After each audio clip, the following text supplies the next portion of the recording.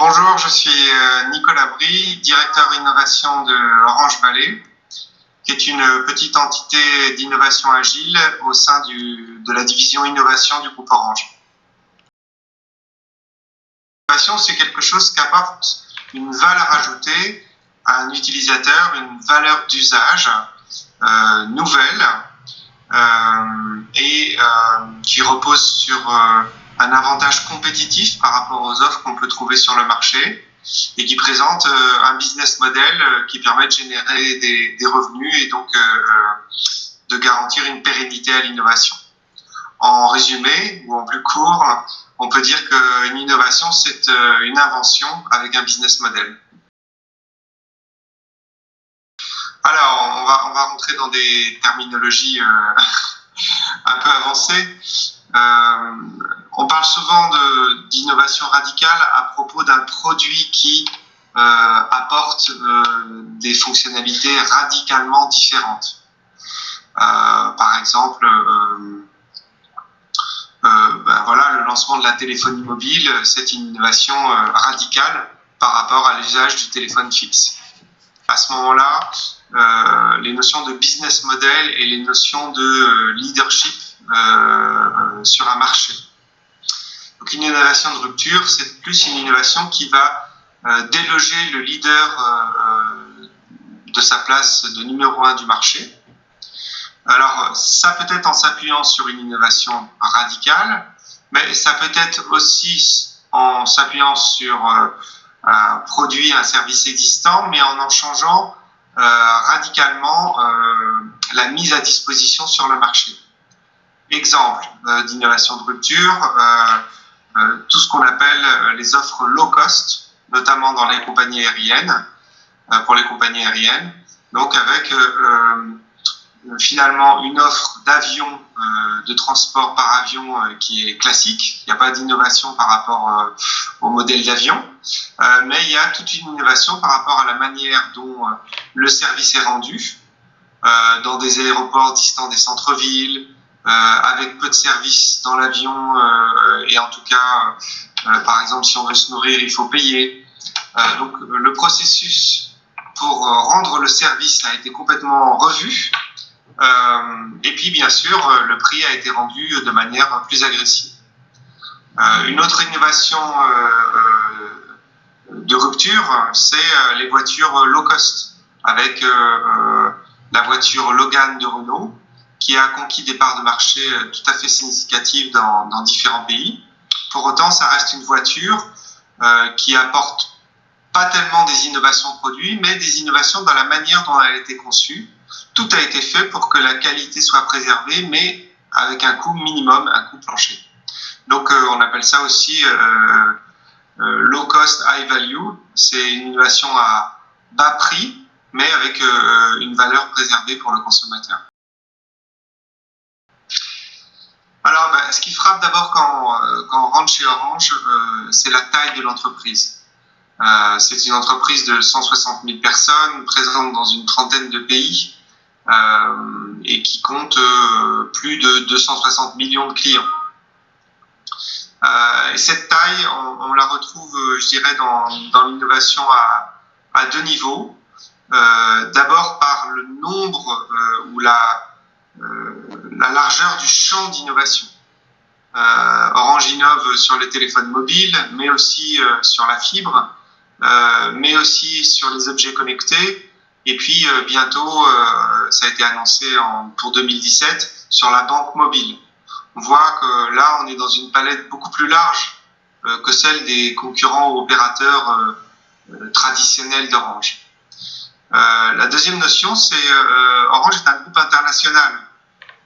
Et c'est d'ailleurs tout l'enjeu du groupe d'obtenir ou de mettre en place une circulation de la connaissance, des usages, des innovations entre les différents pays du groupe Orange. J'ai développé une plateforme qui adresse ce point-là et qui s'appelle Imagine with Orange, qui permet à des utilisateurs du monde entier de partager leurs idées d'innovation. Et ça nous permet de faire émerger des innovations qui viennent d'ailleurs. Un exemple, la mobile money, donc la monnaie sur son mobile, permet, sans avoir de compte bancaire, d'ouvrir un compte monétaire joint à son compte mobile et de gérer des transferts d'argent et des petits achats via ce compte-là. Ça a été inventé en Afrique. Orange l'a déployé dans une dizaine de pays africains, à plus de 13 ou 14 millions de clients sur ce service, donc destiné aux clients Orange. Et maintenant, c'est un service qui traverse la Méditerranée et arrive en France, en Pologne, en Roumanie, au travers des offres de banque que Orange va faire. Donc voilà, une largeur spectrale et puis une internationalisation des innovations, c'est deux dimensions assez importantes de l'innovation d'Orange.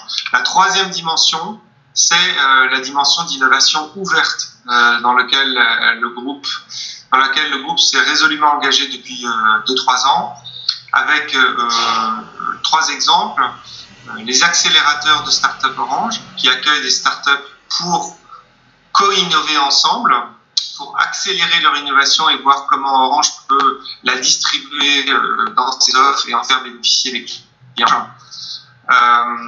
Orange Partner, qui est l'ouverture des API Orange pour le monde des développeurs et des entrepreneurs, donc les API cloud, SMS, etc. sont disponibles via ce site Orange Partner et permettent à ces startups, entrepreneurs, développeurs d'aller plus vite et plus fort sur leur service. Et puis enfin, je rappellerai Imagine with Orange, où là, eh bien, on accueille les utilisateurs pour leurs idées, pour partager des idées d'innovation et voir comment ça peut influer sur les roadmaps produits à l'intérieur d'Orange.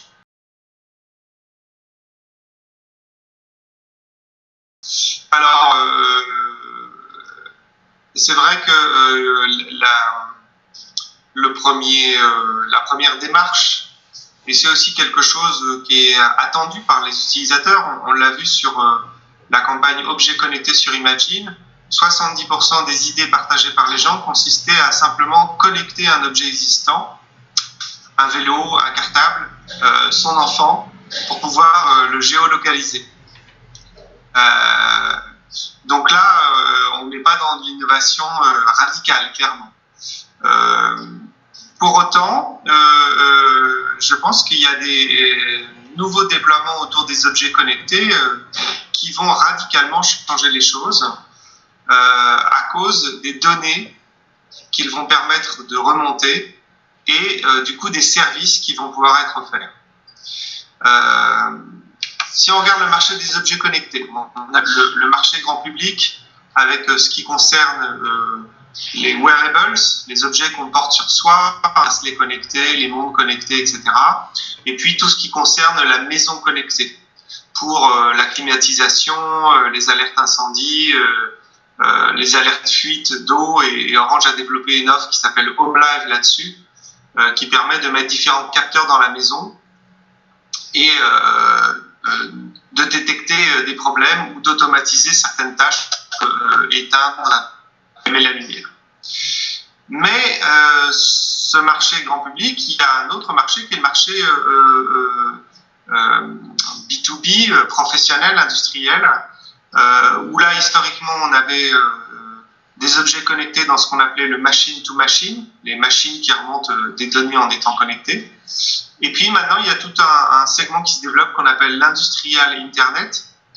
Alors juste, le machine-to-machine, par exemple, va évoluer avec des objets connectés tels que les voitures connectées ou la distribution connectée qui permettent de remonter des informations sur les visites des utilisateurs, des consommateurs en magasin, ce qu'ils ont acheté, là où ils se sont promenés dans la boutique. Et puis la voiture connectée va apporter énormément d'usages nouveaux à l'utilisateur. Et demain, ça sera la voiture sans chauffeur. Là, on est vraiment dans une innovation radicale.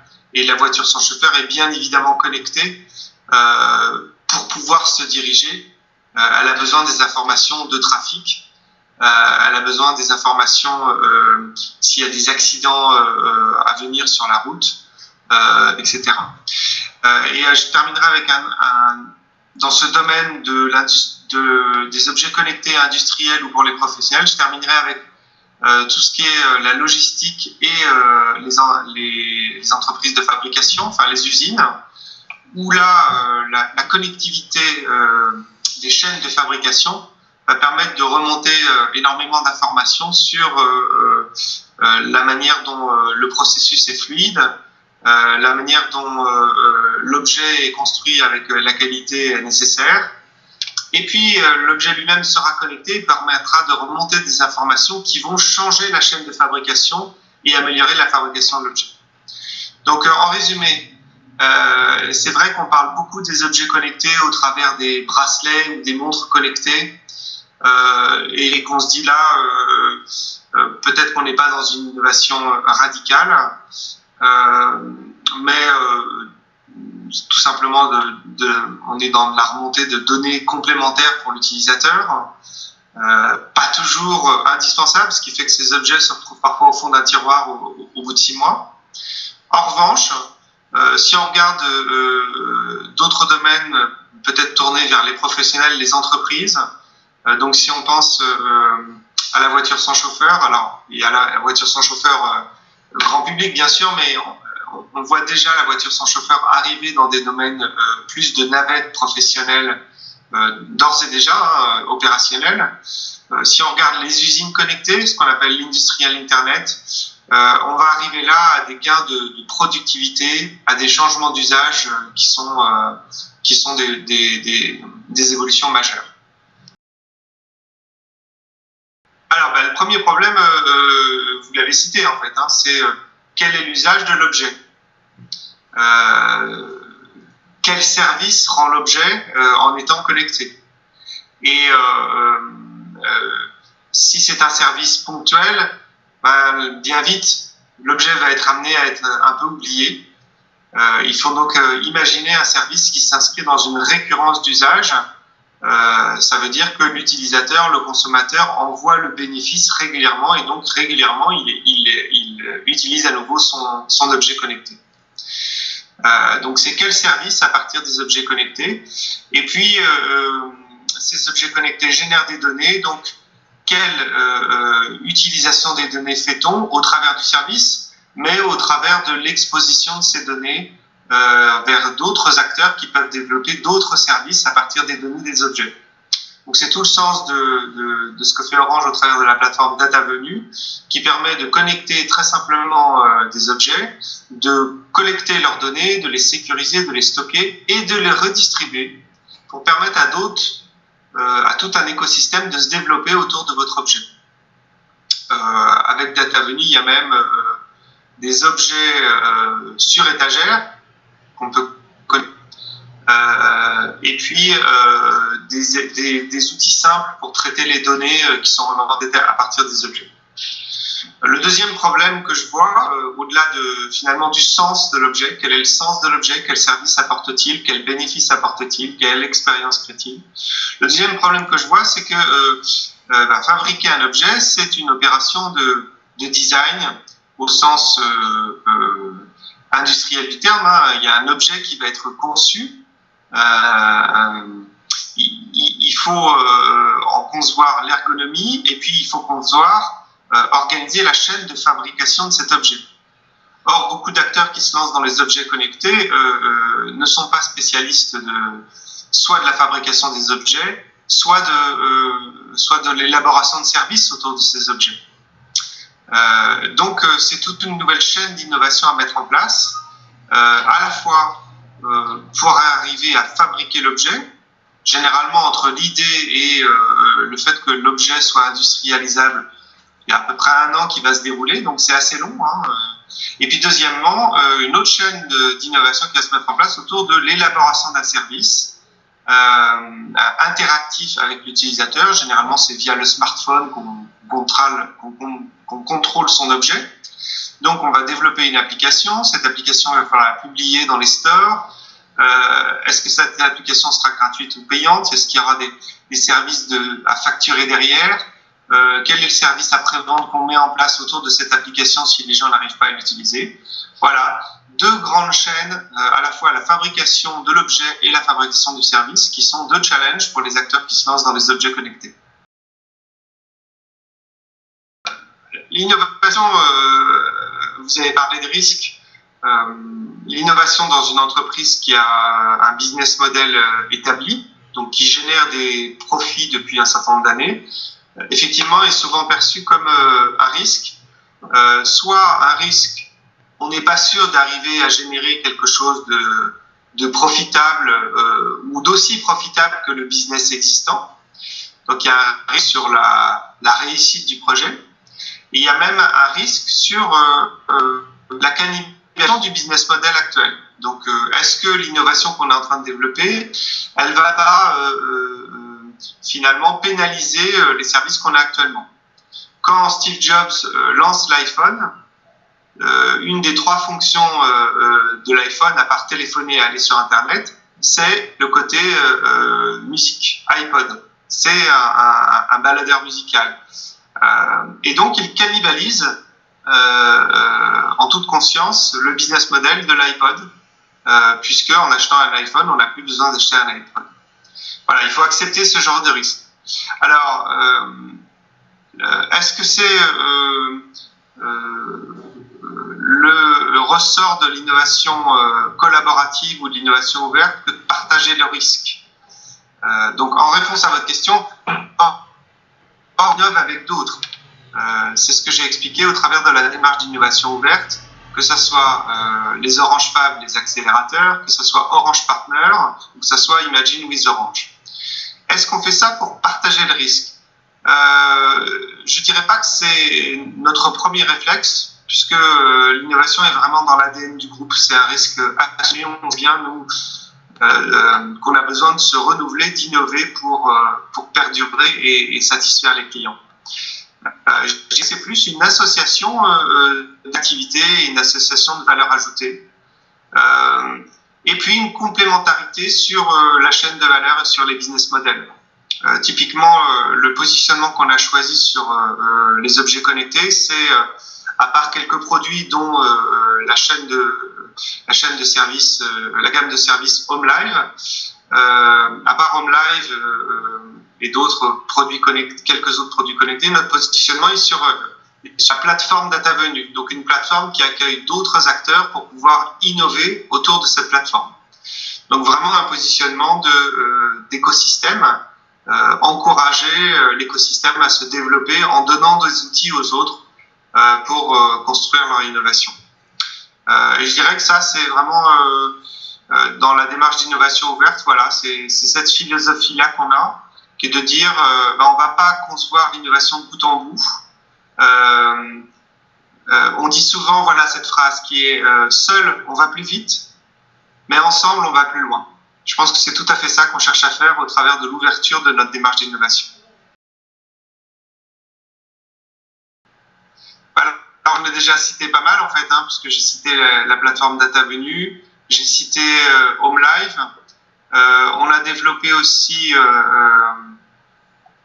des prises connectées qui s'appellent MyPlug. Donc, c'est des prises qu'on peut commander à distance. Voilà, donc les évolutions, c'est vous les aurez en mars lorsque Stéphane Richard présentera lors du Hello Show toutes les évolutions. Mais on peut dire que les grandes directions, c'est autour d'HomeLive pour accueillir de plus en plus d'objets et de devenir une plateforme qui permette à l'utilisateur de contrôler tous les objets de sa maison.